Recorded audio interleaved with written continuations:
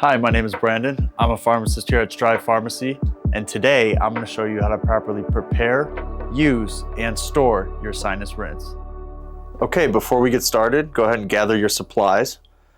You'll need your sinus rinse bottle, distilled or previously boiled water, the provided salt packet, and your prescribed medication capsule. So we'll start by making sure your water is lukewarm. Remember, not too hot and not too cold. This is going to be introduced into the nasal cavity, so make sure your water is just lukewarm.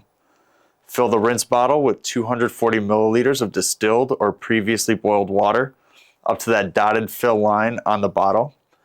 Now it's important not to use tap water since it may contain harmful bacteria that shouldn't be introduced to the sinuses. Next, we'll add one provided salt packet to the bottle. You'll take your prescribed capsule and gently tap it on a flat surface. This is going to help ensure that all of the medication powder settles into the bottom half. You'll carefully open that capsule and pour the contents into the bottle, then discard the empty capsule.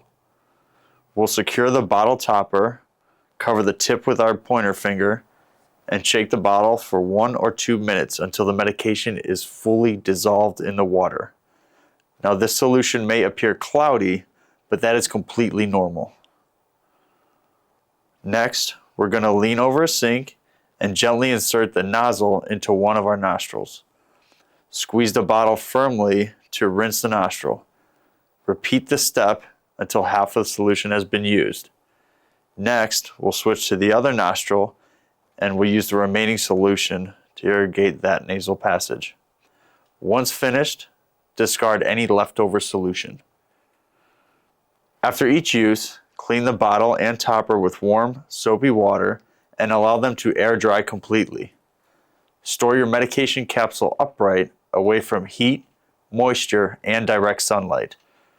And always keep them out of reach of children and pets. Now, if you have any questions, you can always reach out to us at strivepharmacy.com.